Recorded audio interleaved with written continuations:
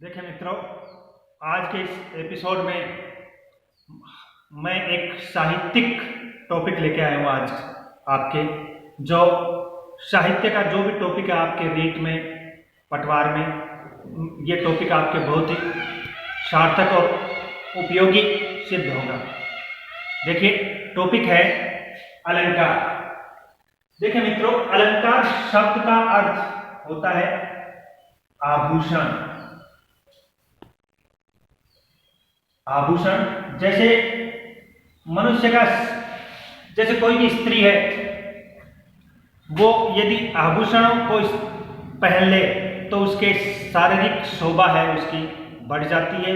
वैसे ही काव्य में अलंकारों का प्रयोग करने से उसके काव्य की शोभा दोगुनी हो जाती है, अर्थात उसकी शोभा के चार चांद लग जाते हैं। आभूषण, जिसका दूसरा अर्थ होता है मित्रों शोभा बढ़ाना। शोभा बढ़ाना। देखिए, अलंक्रियते,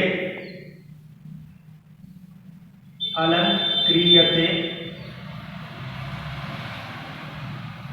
इति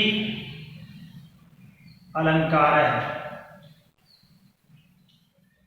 इति अलंकारः कथ्यते।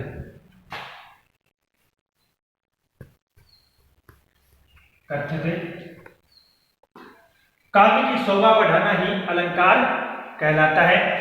अब देखिए, अलंकार है जिस प्रकार कोई विधवा स्त्री है, वह भले उसके शारीरिक सौंदर्य कितना ही सुंदर हो, लेकिन यदि वो बाह्य सौंदर्य जिसने नहीं कर रखा है, अलंकार वगैरह या आभूषण जिसने धारण नहीं कर रखे हैं, तो उसकी शोभा है वो उतनी नहीं हो सकती जितनी होनी चाहिए।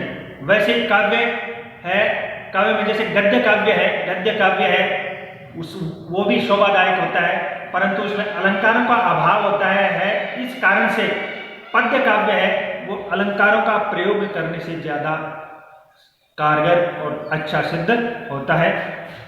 अब देखिए, अलंकार शब्द,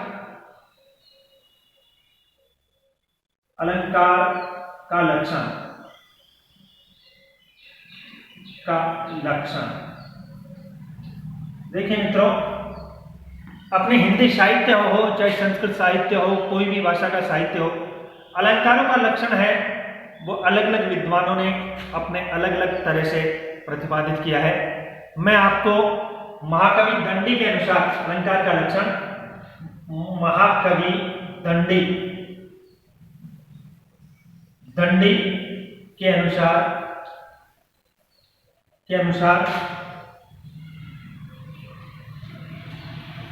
काव्य लक्षण लिख रहा हूं, और उनकी ग्रंथ का नाम है मित्रों, इस ग्रंथ में इन्होंने प्रतिपादित किया था काव्यादर्श। काव्यादर्श। अब देखिए आगे अलंकार का लक्षण, काव्य शोभा, करान धर्मान, काव्य शोभा करान धर्मान, अलंकारान, अलंकारान प्रचक्षते। देखिए मित्रों, ये है वो अलंकार का लक्षण है। देखिए, काव्य की शोभा नियम धर्मान, नियम पूर्वक जो बढ़ाते हैं वही अलंकार कहलाते हैं। काव्य की शोभा बढ़ाना ही अलंकार कहलाता है। जैसे ऊपर मैंने अलंक्रियते इति अलंकार है बता दिया, वही इस काव्य का जो लक्षण है महाकवि दंडी के अनुसार काव्यादर्श में, यही इसका अर्थ है। अब आगे मैं आपको बताता हूं प्रकार।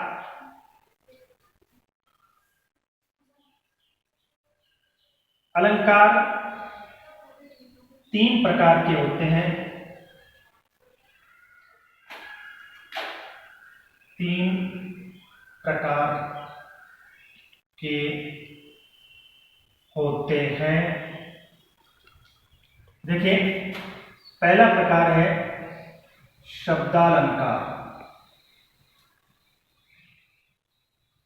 देखिए मित्रों, शब्दालंकार कहाँ होता है, जिसका संक्षिप्त लक्षण है शब्द पर आधारित।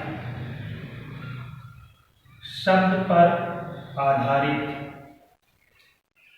मतलब शब्द पर जो जितने भी अलंकार आधारित हैं वे सब शब्दालंकार के अंतर्गत आते हैं। देखिए इसका एग्जाम्पल मैं आपको बताता हूं। अनुप्रास अकेला जो वर्ण पर आधारित है, लेकिन शब्दालंकार के अंतर्गत ये आता है, ये भी यमक, श्लेष। दूसरा प्रकार है मित्रों अर्थालंकार। अर्थालंकार होता है अर्थ पर आधारित।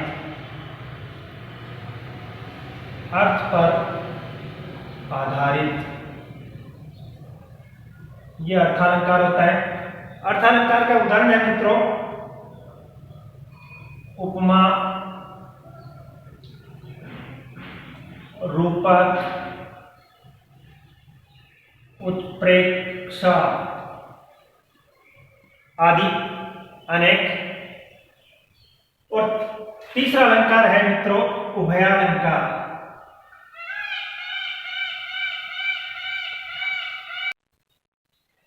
उभय या अलंकार। देखिए जो शब्द और अर्थ दोनों पर, शब्द और अर्थ दोनों पर आधारित, दोनों पर आधारित। देखिए शब्द और अर्थ, जैसे इसमें श्लेष, वक्रोक्ति आदि इसके एग्जाम्पल हैं। श्लेष, वक्रोक्ति आदि। अब देखिए मैंने शब्दालंकार लिख दिए, अर्थालंकार जो जो मुख्य हैं वो लिख दिए। उभयालंकार भी है, श्लेष है, वक्रोक्ति है, पुनरुक्ति है इत्यादि है, उभयालंकार में आते हैं। तो देखिए अब आगे एक एक अलंकार के अपन लक्षण उदाहरण पढ़ते हैं। देखिए पहले शब्दालंकार शुरू करते हैं अपन।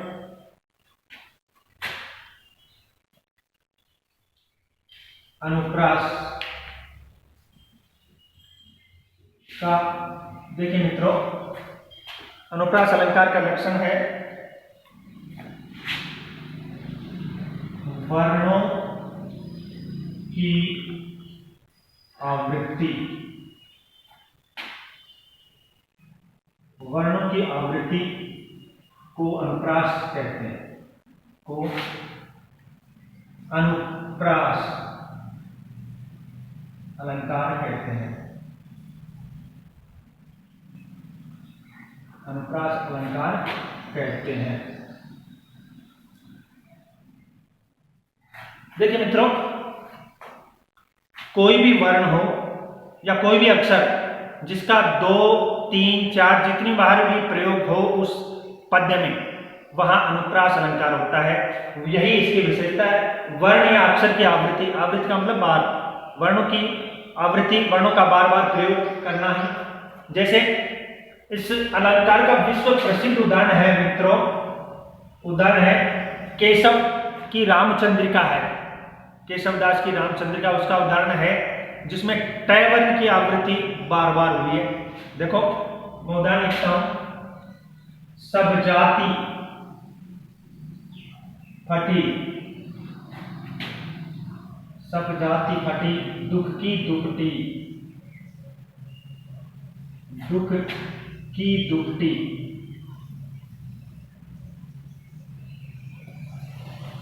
कपटी न रहे, कपटी न रहे जह एक घटी, एक घटी। देखिए मित्रों, इसमें टय, टय, टय और टय। देखिए है प्रयोग टय का, मतलब 4 बार प्रयोग है। यहां 4 बार प्रयोग होने से कारण में आएगा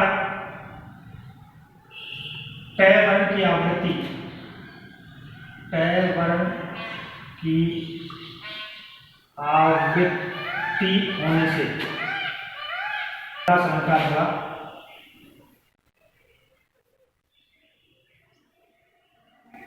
अनुप्रास अलंकार हुआ।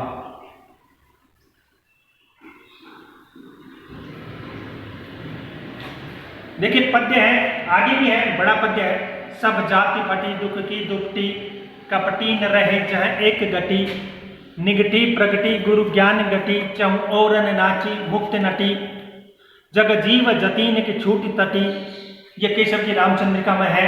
भगवान राम का वन गमन के समय का वर्णन है और इस प्रकार से इसमें पूरे पद्य में ट वर्ण की आवृत्ति है। आगे और भी इसके उदाहरण हैं, जैसे सारी बीच नारी है कि नारी बीच सारी है, सारी ही की नारी है कि नारी ही की सारी है। उसमें स रे न की आवृत्ति है, तो स रे न की आवृत्ति होने से वहां भी अनुप्रास अलंकार हुआ। आगे चलते हैं मित्रों, यमक।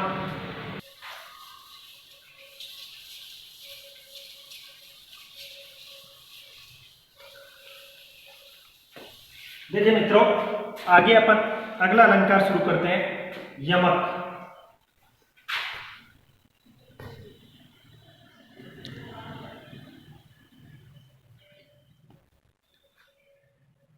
यमक अलंकार का देखिए लक्षण है, जहां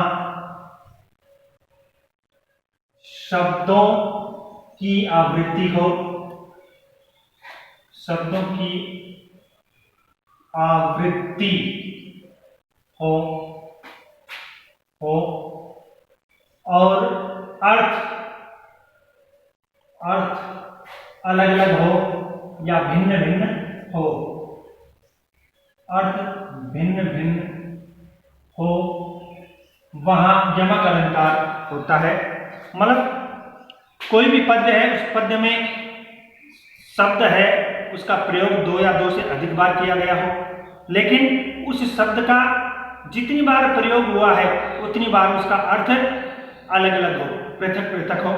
जैसे यमक अलंकार का विश्व प्रसिद्ध उदाहरण है अपने जो राजस्थान के कवि हैं बिहारी जी, उनके द्वारा बिहारी सतसई जो ग्रंथ लिखा है उसका मुख्य उदाहरण है। देखिए मैं लिखता हूं यहां उदाहरण, कनक कनक सौगुनी मादकता अधिकार,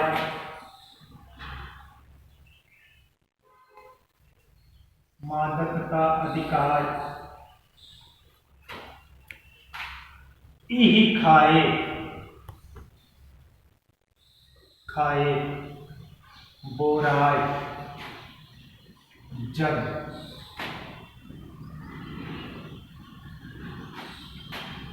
इहि पाए बोराय, पाए बोराय।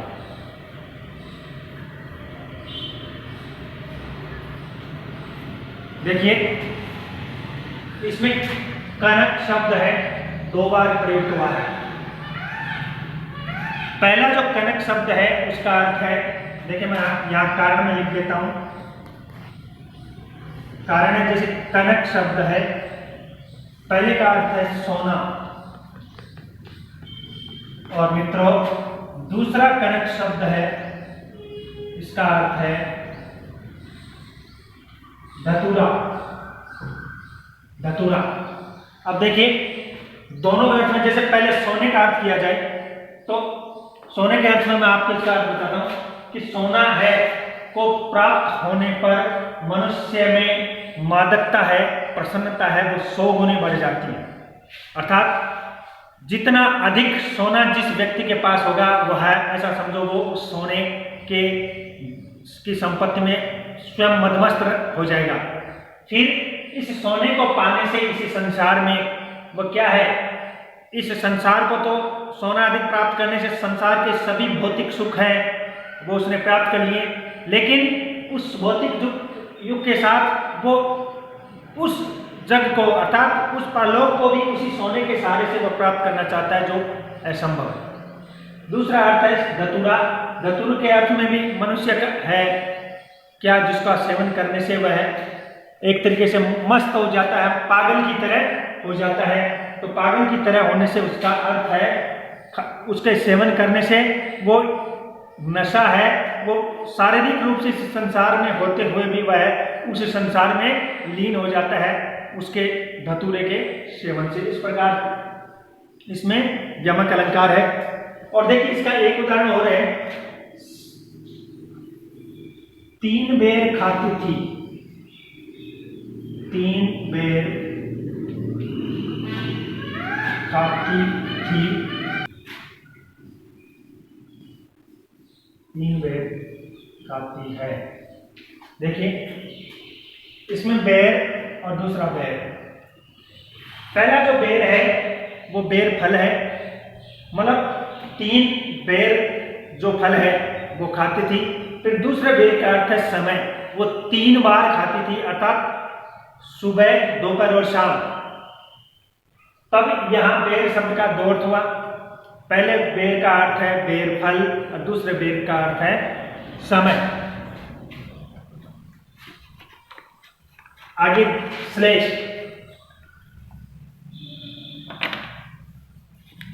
श्लेष अलंकार देखें, जहां एक ही शब्द के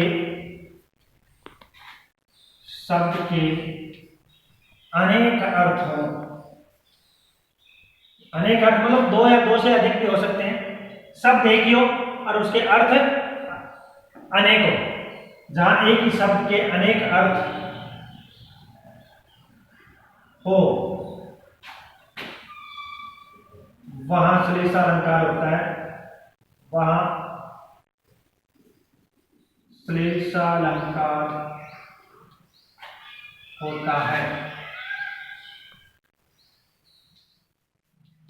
देखिए इसका भी उदाहरण है, वो भी विश्व प्रसिद्ध है। जैसे अपने अब्दुल रहीम खान खाना जी हुए हैं जो अकबर के नवरत्नों में से एक थे, उनके द्वारा एक उदाहरण प्रतिपादित किया गया है। देखिए उनका उदाहरण है, रहीमन पानी राखिए, रहीमन पानी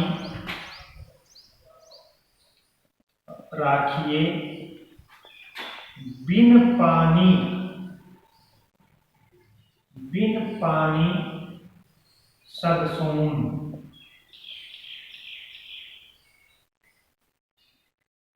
पानी गए न उबरे,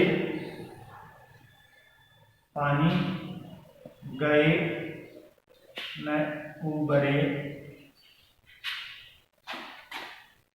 मोती मानस चून।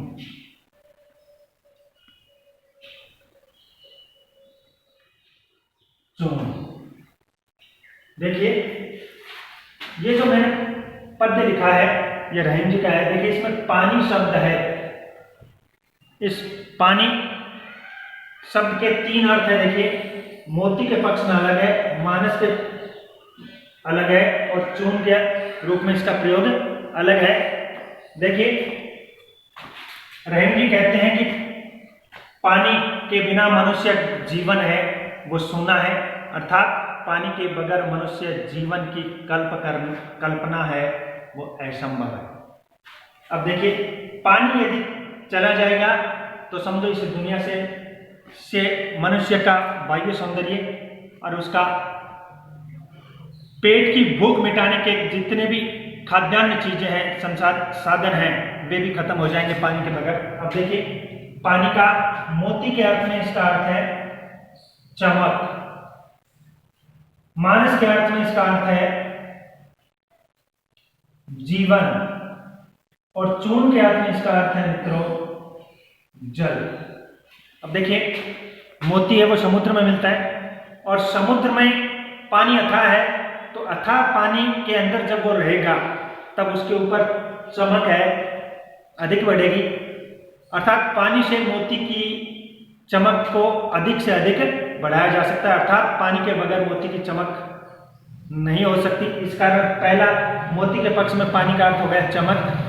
दूसरा मानस यानी मनुष्य, मनुष्य का जीवन है वो पानी के बगैर उसका जीवन है असंभव है, ये भी आप और हम सब जानते हैं। दूसरा पानी के अर्थ में चून, चून जानते हो आप, गेहूं का पिसा हुआ पदार्थ जिसको आटा या चून भी बोलते हैं, वह आटा या चून है, उसमें जब तक अपन पानी नहीं डालेंगे तब तक वह चपातियां बनाने के योग्य नहीं हो सकता। इसलिए चून है, चून में पानी डालोगे तभी चपातियां बनाने के योग्य होगा, अर्थात आवश्यक चीज है।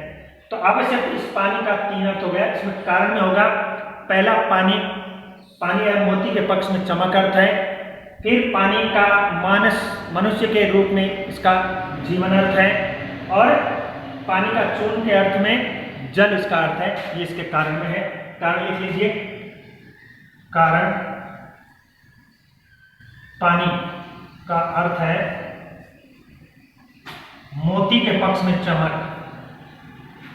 मोती के पक्ष में चमक। फिर पानी का अर्थ है मानस या मनुष्य, मनुष्य के रूप में जीवन। और चून के रूप में इसका प्रयोग है मित्रों जल। इस कारण से यहां श्लेष अलंकार है।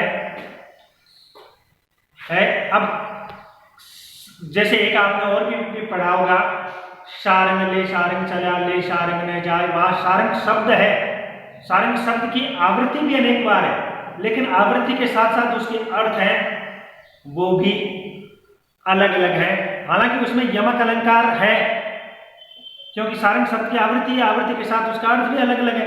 लेकिन एक है सारंग शब्द अकेला, सारंग शब्द अपने पर्यावरण से संबंधित है, जिसका बादल अर्थ होता है, नाई का अर्थ होता है, गरुड़ अर्थ होता है, अनेक अर्थ होते हैं। तो जैसा वातावरण हो उस वातावरण के अनुसार सारंग शब्द का अर्थ लगा करके उसमें श्लेष अलंकार भी माना जा सकता है। इस तरीके से ये मैंने ये शब्दालंकार बताए। आगे अपन अर्थालंकार चलते हैं।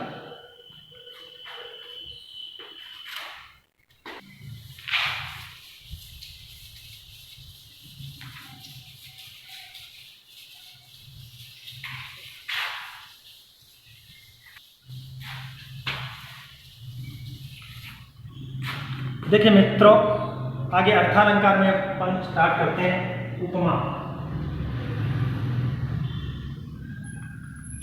उपमा है जैसे अपने किसी भी कवि ने उपमाएं अधिक से अधिक दी है। जैसे संस्कृत में अपने कालिदास है, वो उपमा अलंकार के लिए विश्व प्रसिद्ध है। कहा जाता है कि उपमा कालिदास से, ये उक्ति चरितार्थ है। तो उपमा अलंकार वहां होता है जहां किसी श्रेष्ठ वस्तु से, किसी श्रेष्ठ व्यक्ति से जिसकी उपमा दी जाए। जैसे एक अपने है कि जैसे तुम्हारा मुख है वो चंद्रमा के समान है, तो यहाँ मुख की उपमा है वो चंद्रमा के समान दी है, इस कारण से यहाँ उपमा अलंकार है। देखिए इसका लक्षण, जहां किसी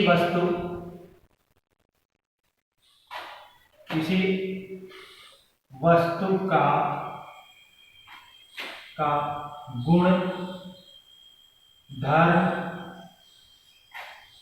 स्वभाव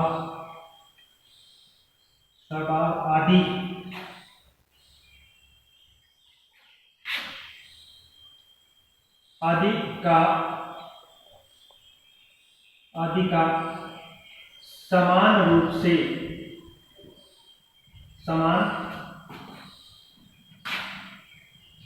रूप से प्रयोग किया जाए,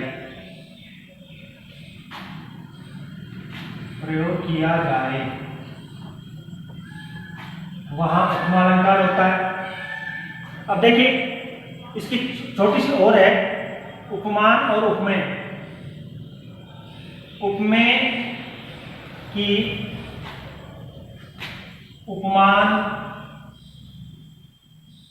उपमान के साथ समानता, ये उपमा अलंकार कहलाता है। अब देखिए इसके अंग, उपमा अलंकार के अंग है।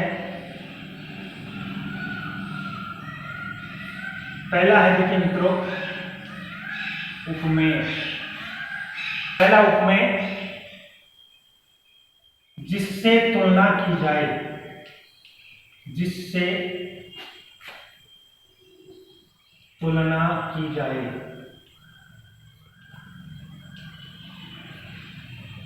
दूसरा है उपमान। उपमान है जिसकी तुलना की जाए, जिसकी तुलना की जाए।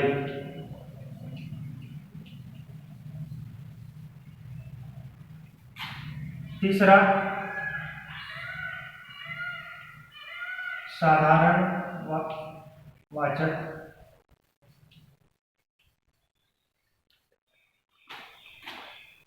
तुलना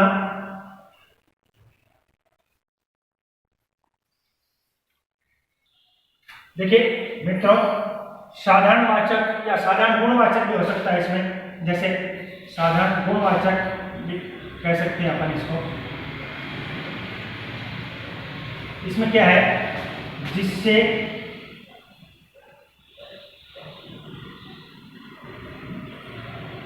जिस साधारण गुणधर्म से, साधारण गुण धर्म से तुलना की जाए, से तुलना की जाए, वहां साधारण गुण धर्म वाचक होता है। चौथा होता है समता वाचक, ये इसके अंग है मित्रों। इसमें जैसे आपको एग्जाम्पल में मिलेगा सा, सी, से, समान, तुल्य, सादृश आदि, ये इस एग्जाम्पल में आपको मिलेगा, वहां उपमा अलंकार होगा। अब देखिए मैं इसका उदाहरण छोटा सा देता हूं आपको, जो साधन की बोलचाल में प्रसिद्ध है। मुख चंद्रमा के समान,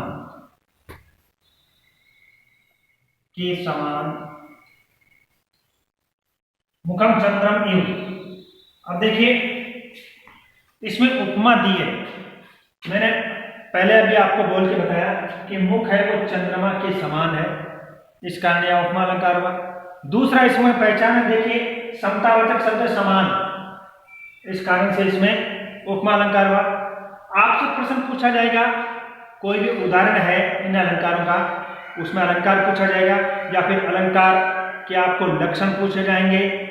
उपमान और उपमेय में समानता किसमें होती है, संभावना किसमें होती है, आरोप किसमें होता है, किसी चीज को छुपाया किसमें जाता है, इस प्रकार से संक्षिप्त रूप से लक्षण आपको पूछे जाएंगे। इस तरीके से उपमा अलंकार है। अब आगे मित्रों अपन स्टार्ट करते हैं अगला अलंकार, रूपक।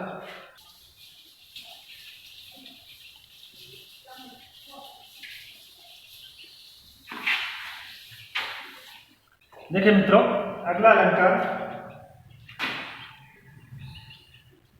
रूपक। इसका लक्षण होता है, देखिए उपमान का उपमेय पर आरोप, उपमान का उपमेय पर आरोप किया जाए, उपमेय पर आरोप किया जाए,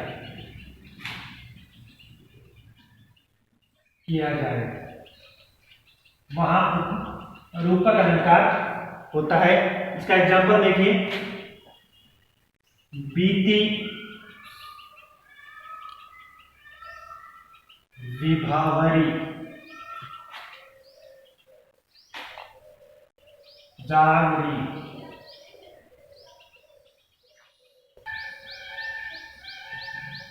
बीती विभावरी जागरी, अंबर पनघट, घट में डूबो रही, डूबो रही। ये जो अलंकार है मित्रों इसमें विभावरी कहते हैं, विभावरी कहते हैं रात्रि को।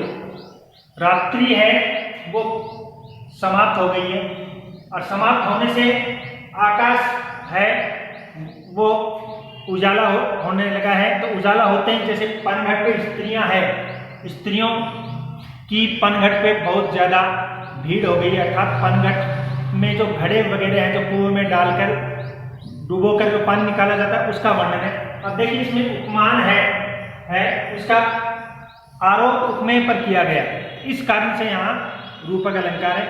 आगे चलते हैं उत्प्रेक्षा अलंकार।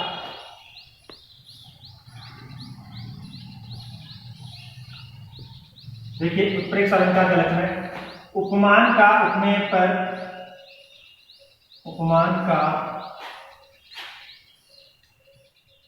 उपमेय के साथ संभावना व्यक्त की जाए, भावना व्यक्त की जाए।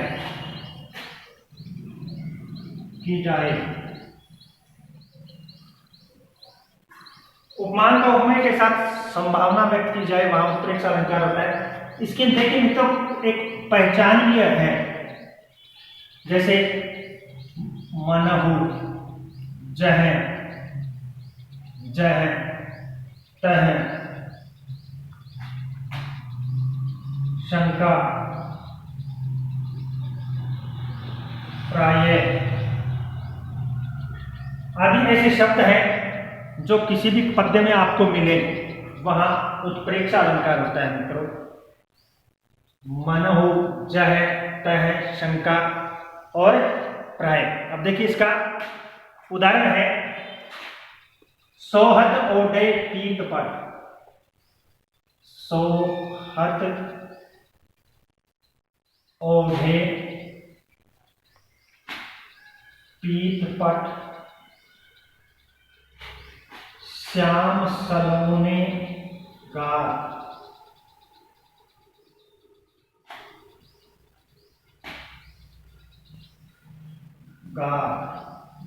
देखिए सोहत ओढ़े पीत पट, उपमान का उपमेय के साथ संभावना, जैसे कोई भी नायक है वो शांत वातावरण दिख करके ऐसा समझो, पीला वस्त्र है वो ओढ़े सोया हुआ है, अर्थात प्रकृति का वर्णन है। जैसे सरसों की अपनी खेती है, सरसों की खेती के में जो सरसों के फूल है वो पीले पीले वर्ण के हैं, तो वैसे ही वसंत रूपी जो नायक है उस नायक का है वो मानो पीला वस्त्र उसने ओढ़ करके वो नायक आराम कर रहा है या सो रहा है। इस कारण से इसमें उपमान है, वसंत का सरसों की खेती के साथ में उसका मेल है, वो संभावना है।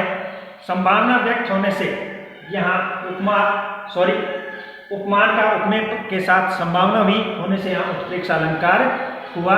इस तरीके से आपके ये मैंने पहचान भी बता दी है। इस पहचान के आधार पर कोई भी आपको एग्जाम्पल मिले उस एग्जाम्पल से पता चल जाएगा कि इस एग्जाम्पल में उत्प्रेक्षा अलंकार है। आगे अगला उदाहरण, अगला अलंकार है उदाहरण अलंकार। उदाहरण अलंकार होता है मित्रों किसी बात को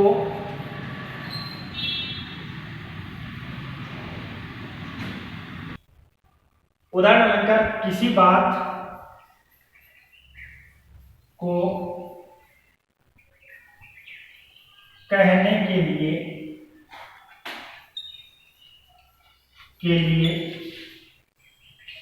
किसी दूसरी बात